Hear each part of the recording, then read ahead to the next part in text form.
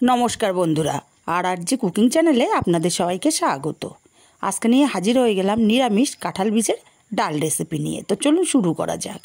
আমি এখানে বাটি কাঁঠাল বীজ ভালো করে ছাড়িয়ে নিয়েছি, লাল খোসাটাও ফেলে দিয়েছি, সম্পূর্ণ পরিষ্কার করে নিয়েছি। এবার একটা প্রেসার কুকারের মধ্যে কাঁঠাল বীজগুলো দিয়ে দিলাম, পরিমাণ মতো জল দিয়ে দেব।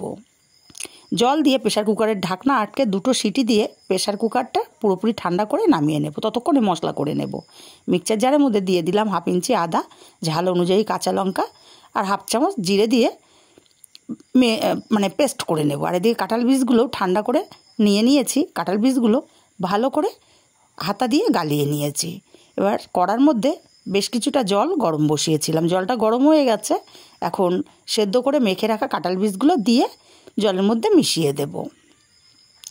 এরপর এখানে দিয়ে দেব 1/2 চামচ হলুদ গুঁড়ো আর স্বাদ মতো লবণ দিয়ে ভালো করে নাড়াচাড়া করে মিশিয়ে আমি এই কাঁঠাল বীজের ডালটাকে ভালো করে মিনিট 3-4 সময় নিয়ে ফুটিয়ে নেব।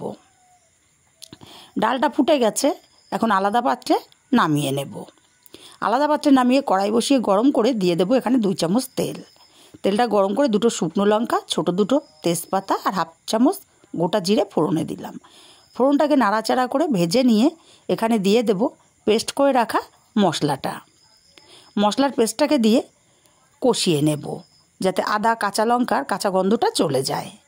এবার দিয়ে দেব এখানে সেদ্ধ করে রাখা কাঁঠাল বীজের ডালটা। নাড়াচাড়া করে ভালো করে মিশিয়ে দেব। দিয়ে ডালটাকে মিনিট 4-5 ফুটিয়ে নেব। ডালটা মিনিট 5 টাইম নিয়ে ফুটিয়ে নিয়েছি। ডালটা হয়ে এসছে। এখন এখানে দিয়ে দেব 1 চামচ চিনি। চিনিটাকে দিয়ে ভালো করে নাড়াচাড়া করে মিশিয়ে আরও 1 মিনিট ফুটিয়ে নেব। এতে করে চিনির আলগা মিষ্টিটা লাগবে না। এরপরে দিয়ে দিলাম 4টে চেরা কাঁচা লঙ্কা আর বেশ কিছুটা ধনেপাতা কুচি। ভালো করে নাড়াচাড়া করে মিশিয়ে আলাদা পাত্রে নামিয়ে নিয়েছি। রেসিপিটা কেমন লাগলো কমেন্ট করে জানাতে ভুলবেন না। ভালো লাগলে কাছের আত্মীয় স্বজন বন্ধুবান্ধবের কাছে শেয়ার করতে ভুলবেন না।